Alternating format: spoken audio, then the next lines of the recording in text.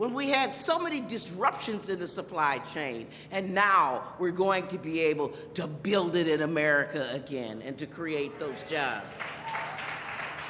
I'm gonna tell you, I've seen firsthand the benefits that the CHIPS and Science Act and increasing the U.S. manufacturing, the impact that it has had on Milwaukee. I took a picture and had a good conversation with a handsome BMW, a formerly incarcerated young man who is now an electrician journeyman. A BMW, a black man working. Oh yeah. Handsome, ready to marry somebody and give him a good middle-class life.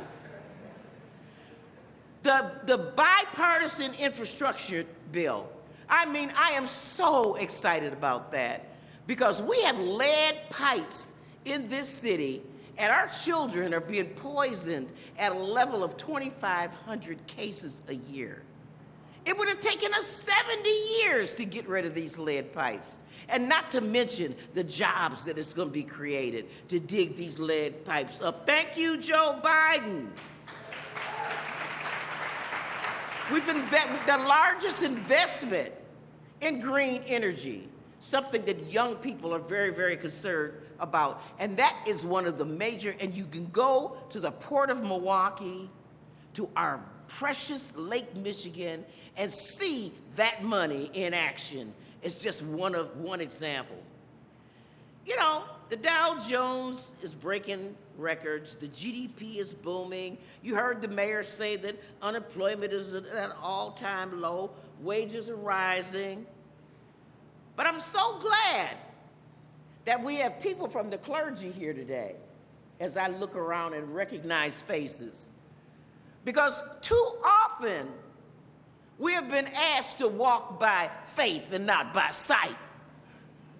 And we want to know today from Joe Biden how specifically his initiatives are going to favor the black community and black businesses and small businesses. How Bidenomics is going to turn around our fortunes. And so, my 2 minutes is up, but I want y'all to know that I love you very much, and Joe Biden, y'all, is a friend to this community. I'm honored that he is coming here to take his bows in Milwaukee, Wisconsin.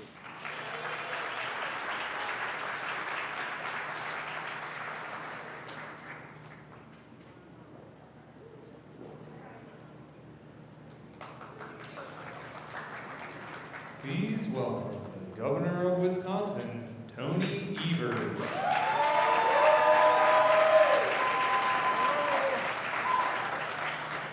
How about another round of applause for that Gwen Moore, unbelievable human being. I always hate following her, but it is an honor always to follow her too. It's also an honor and a pleasure to welcome President Joe Biden to Wisconsin. And I want to thank the folks at the Wisconsin Black Chamber of Commerce for having us do that visit right here today. I've always believed, folks, and I know the folks here agree, that small businesses are the hearts of our local communities. And they're huge economic drivers too, making up 99% of businesses in our state are small businesses, and they employ almost half of Wisconsin workers. So here in Wisconsin, if you have a great business idea and the willingness to work hard to make it happen, we want to help and support you every step of the way. That's exactly what we've been working to do over the past 5 years, and it's in due part to Joe Biden and the federal partners we've been able to do just that. Together with President Biden and our tremendous partners at the federal level, like Wisconsin's favorite senator, Tammy Baldwin, and the one and only Congresswoman Gwen Moore, we've been able to support our state's small businesses in the community for the last few years, including our state's diverse small business community. In analysis, people took a look at our federal aid received under the American Rescue Plan Act signed by President Biden, which not one Republican in Congress supported, by the way. Wisconsin was the top state in the country for businesses and aid directed directly to economic development. That is really a good place for Wisconsin. Our focus in Wisconsin coming out of the pandemic has been really quite simple. Let's rebuild our economy from the ground up, starting with our small businesses, our Main Street, and the hearts of our community. So we've helped more than 9,400 small businesses and nonprofits open and expand their operations in all of 72 Wisconsin counties, especially here in Milwaukee County, through our successful Main Street Bounce Back program. That program was funded by the American Rescue Plan Act, brought to us by Joe Biden. They had offered $10,000 grants to business owners moving into vacant storefronts. And of these more than 9,400 small businesses, approximately 70% of them, 70% of that number, do the math, are owned by women, veterans, folks with disabilities, LGBTQ individuals, and folks of color.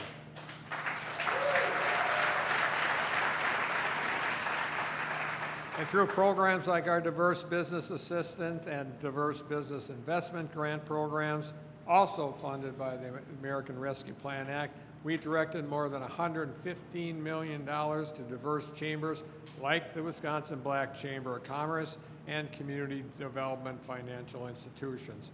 So I am proud of the progress our businesses have made, but as always, we still have lots of work to do.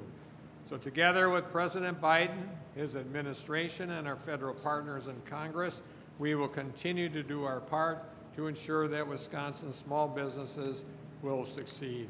We'll continue to strive for an economy that works for everyone, no matter what the race, background, or zip code might be.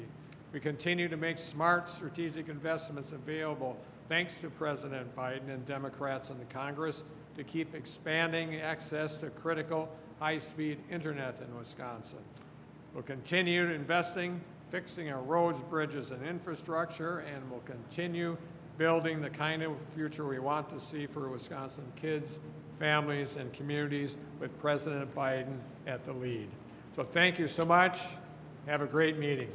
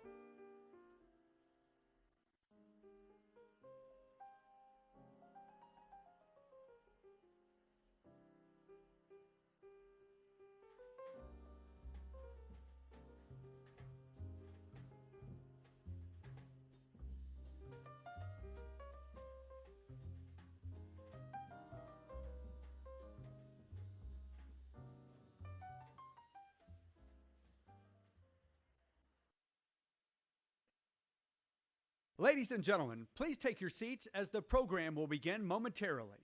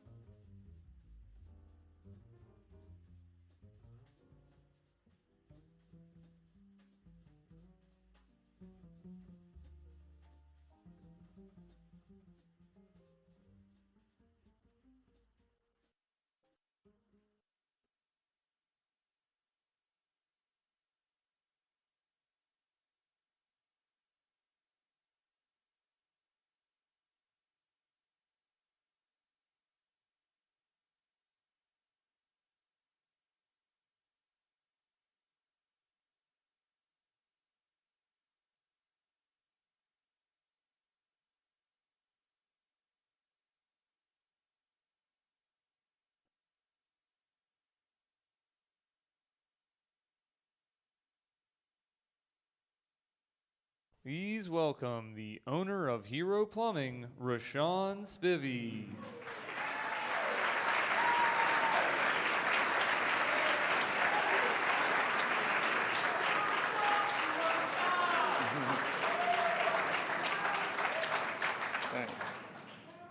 Thanks.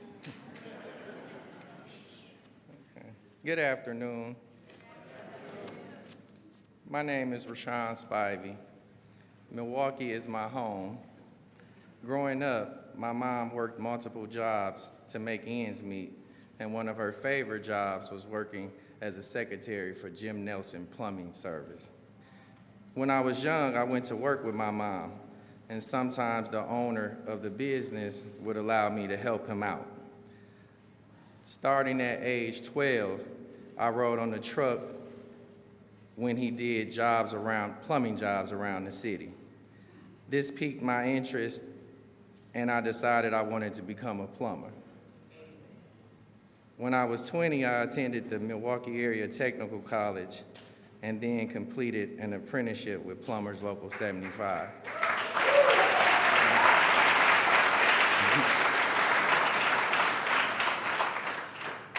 After years of hard work, I achieved my dream of becoming a master plumber, and I opened my own business, Hero Plumbing.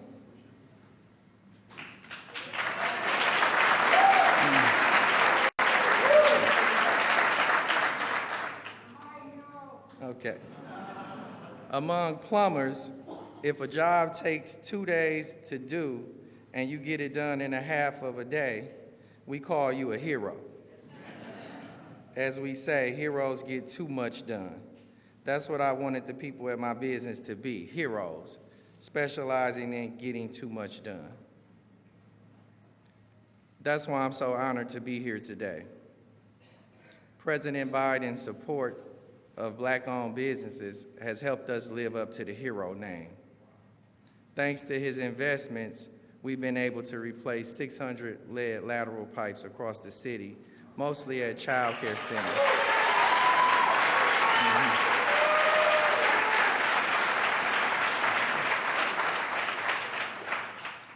Not only has our business grown, but we're helping to save our community. As the saying goes, the plumber protects the health of the nation. Earlier today, President Biden stopped by Hero Plumbing, which is right next door to the plumbing business I worked at as a kid. I never imagined my dream of becoming a plumber would have led me to meet the president or the United States president. This is what President Biden's administration is all about. Helping us all become part of an economy that works for everyone so that dreams can be achieved with dignity.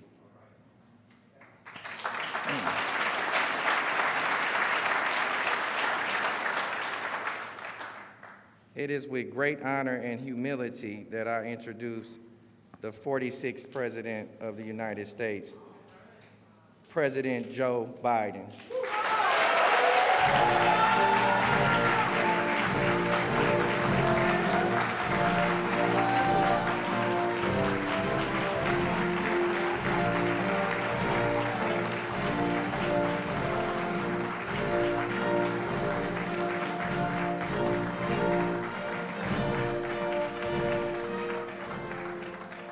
Hello, Milwaukee. It's great to be back.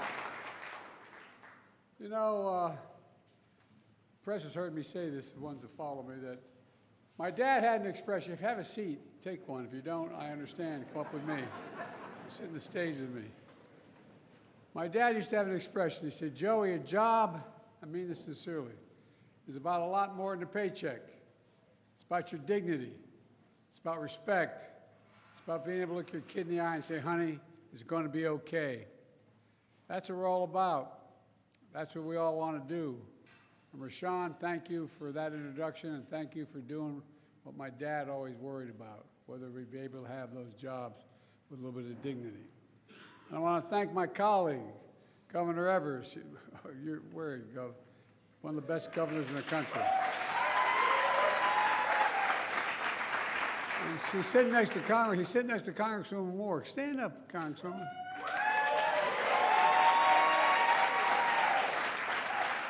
She can tell you whatever she tells me, I do. It's great to see you, kiddo. And also, I want Mayor Johnson, thanks for the passport into the city. I appreciate it very much. And County Executive Crowley is here. And I want to thank Senator, a good friend of mine, Tammy Baldwin, who couldn't be here today. And I want to thank everyone here at Milwaukee's Black Chamber of Commerce for your partnership across the board on everything we've been working on. I come from a state that has the 8th largest black population in the country. And as they say, the saying goes, where I come, you brung me to the dance early on. You're proof that black small businesses with the talent and integrity and ingenuity are the engines and the glue that hold communities together. And I mean that sincerely. You hold communities together. You're the ones that sponsor Little League teams. You're the one that involved in the church events. You're the ones that hold the community together, and you keep it going. You keep it moving. And every new business opening is a vote for hope. Just hope. Hope. You know, you're making the American economy stronger and our nation more competitive. I'm here today to talk about something that doesn't get enough attention. I'm here to celebrate the progress we're making to support black small businesses here and around the country.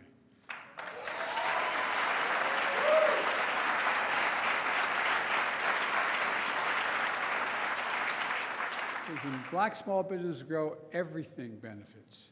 The community benefits. Everyone benefits. Not a joke. And it gives hope and prospects for people. Since Kamala and I entered office, America has filed a record number of, in less than 3 years, 15 million new applications to start new business. 15 million. It's led to the fastest growth of black business ownership in over 30 years. Across the country, wages for workers are up. Black wealth is up a record 60% since the pandemic. So many of you, look, and by the way, I mean this sincerely from the bottom of my heart, we're just getting started. We're just getting so many of you had the vision and took the risk to open businesses, and you bet on yourself. Together, we're transforming the economy by investing in all of America and all Americans. When I ran, if I was elected, I'd represent everyone, blue, red, no matter what color the state was, wherever it was. We'd recommend, because think about it. Think of all the businesses that you know about throughout the Midwest and back my way as well that closed down because you had corporations deciding they'd get cheaper labor across the sea. You could move somewhere else. So they sent the jobs overseas and brought the product back home. And we changed that supply chain. We're having the jobs here and sending product overseas.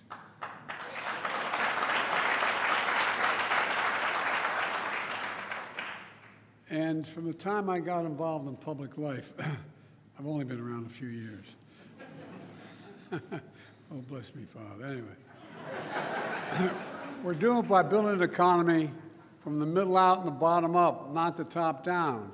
Not a whole lot trickled down on my dad's kitchen table when the top down economy. But when when you increase the middle class, the poor have a shot and the wealthy still do very well. The middle class does well and we all do well. That's what we call Bidenomics.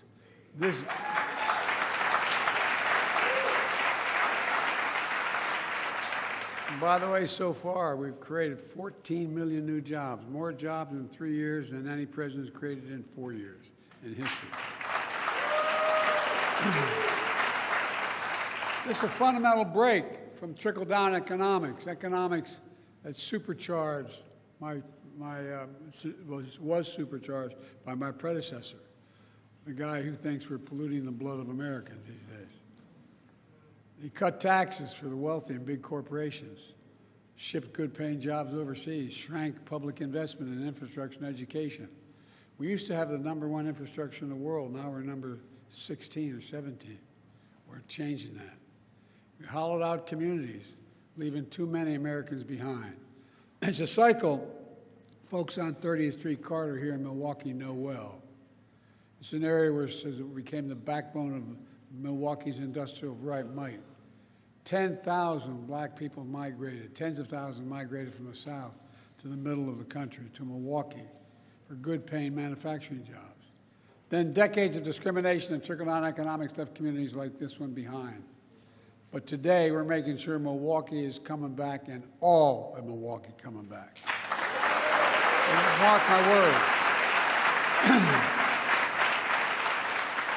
In Milwaukee, business applications are up 70% compared before the pandemic.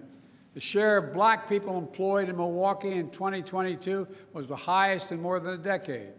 But the investments aren't just about jobs. The investments we're making offer opportunity, hope to communities to fully participate in the economy. I vowed that we'd invest in all of America, and that's what we're doing. We're leaving no one behind. No one need be left behind. Let me give you a clear example. We all know, as my introducer told you guys, we all know exposure to lead water pipes is hazardous to our health. especially to children's health. It can damage their brains and kidneys, for real. Lead exposure disproportionately affects low-income communities and disproportionately affects people of color. This is the United States of America, for God's sake. Everyone should be able to turn out a faucet and know whatever they're drinking was clean and pure and not have to worry about it.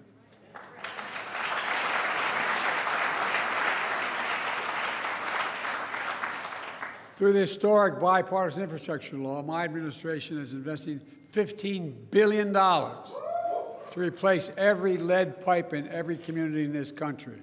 And our goal is to do that.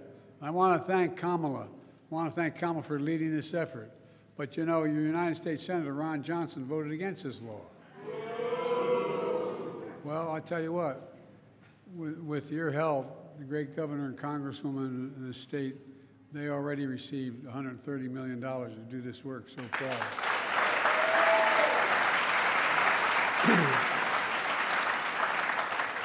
Before I came to Milwaukee, Milwaukee was slated to take over 60 years to replace the lead pipes. But last month, we proposed a new rule. It's going to require the water systems in Milwaukee to be fully replaced with every one of them within 10 years. 10 years instead of 60. Think of the lives saved. Think of the jobs and opportunities for small business owners like Rashawn, replacing lead pipes in homes and daycare centers and schools. We're just getting started. And so we are today announcing Milwaukee will be one of 22 communities in the country competing for tens of millions of dollars in federal grants to grow small businesses, create good-paying jobs, and build factories of the future. It matters. I'm also increasing the share of federal contract dollars going to small disadvantaged businesses from what was roughly 10% when I came to office to 25% to 15%. Here's how it works. Back in the 30s, it wasn't just that Roosevelt talked about unions being supported. They also had a rule that passed that very few presidents, including Democrats, paid much attention to. That every dollar a president gets to spend, for example, the Appropriation Committee and the Congress passes redoing decks of aircraft carriers. The president gets to pick who does that job. Who does that job? All those federal programs. Well, guess what? The vast majority are supposed to be all American and supposed to be all American products. And guess what? Hardly anybody paid attention. But I'm paying attention. We're investing in America and American workers. In 2022 alone, we awarded nearly $70 billion to small disadvantaged businesses because of that law. Through the American Rescue Plan, another law that your distinguished senator voted against, we invested nearly $80 million in Wisconsin for the state small business credit initiative, helping countless small businesses grow. Through the Small Business Administration, we've delivered $50 billion in capital this past year to small businesses across the country, doubling the number and the value of black-owned small businesses since 2020.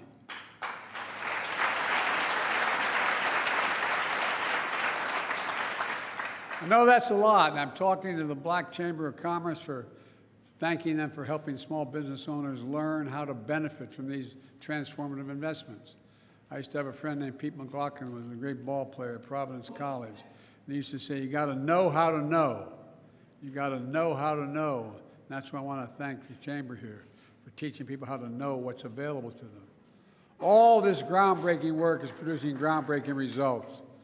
Record job creation, historic economic growth. We have among the lowest inflation rates of any major economy on this earth. We're fighting a lower cost to give folks just a little bit more breathing room, as my dad used to say. But let's be clear. Republicans are against so many critical actions that help working and middle-class people, especially black Americans. Just remember how the pandemic hit black businesses especially hard. How my predecessor, on his watch, women and minority-owned small businesses found themselves last in line to access emergency relief through programs like the Paycheck Protection Program. On my watch, energy and emergency relief went to minority-owned businesses first, not last.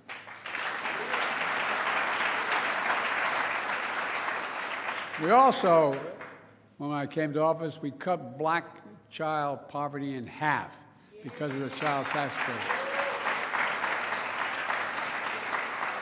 As I tried to extend it, every single Republican in Congress voted against continuing the program. But I'm not giving up till we get it back. And by the way, all the data shows it saves the economy money. The spending on child poverty saves money in health care, education, a whole range of things. This is not down the drain. It generates growth. We drafted and I signed a law that will lower prescription drug costs significantly for all Americans. You know, I was at a town meeting in Northern Virginia, and I was holding a meeting. This is 2 years ago. I've been fighting Big Pharma for a long time.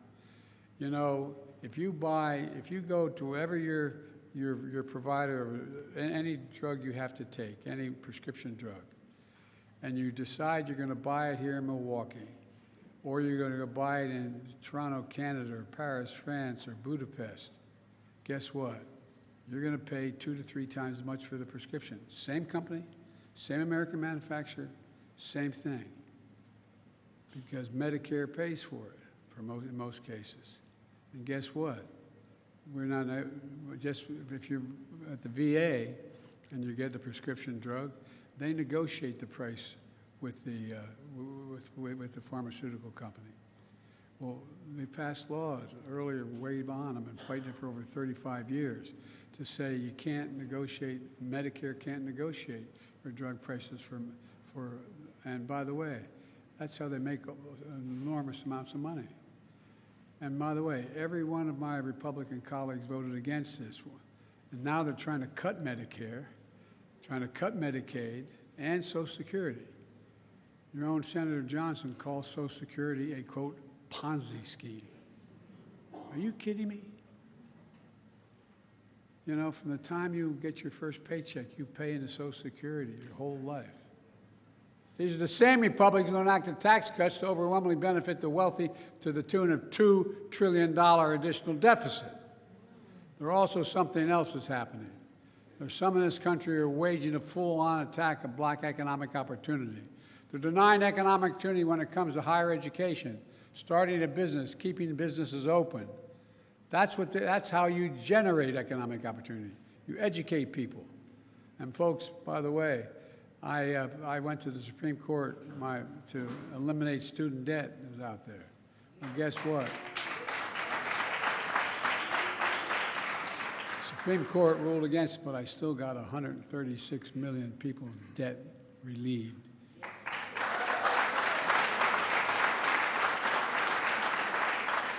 Because guess what? The interest they're paying on that debt is something that prevents them from buying a home, starting a business, all those things. Now, that's on top of erasing black history and banning books, erasing black history and banning books. Did you ever think you'd live in a country, now all kidding aside, growing up, where we're banning books, book banning in grade schools and high schools? I think it's unconscionable. These attacks hurt all Americans because investing in black economic prosperity lifts everybody up. You know, we always believe diversity is our strength as a nation. I don't believe, as the former president said again yesterday, that immigrants are polluting our blood. The economy in our nation are stronger when we're tapping into the full range of talents in this nation. My administration is going to continue to fight these attacks because everyone deserves a fair shot, just a shot. Let me close with this. You know, for all we've done, the real heroes of this story are you, the American people, not a joke. Not a joke. Hard-working people like Rashawn of Hero Plumbing here in Milwaukee, and the thousands of towns all across America. There's thousands of stories of revival and renewal, hope and optimism because people aren't giving up. Pride in your work and your family and your town. Pride in this nation. That's what I see no matter where I go in this country. That's why I mean this from the bottom of my heart. I've never been more optimistic about America's prospects, America's future than I am today. You just have to remember who we are. We are the United States of America. And there is nothing beyond our capacity if we work together. if we work together. And by the way, as I said, we're the only country in the world that out of every crisis, we've come out stronger than we went in. Remember who we are. God bless you all, and may God protect our troops. Thank you. Thank you, thank you, thank you.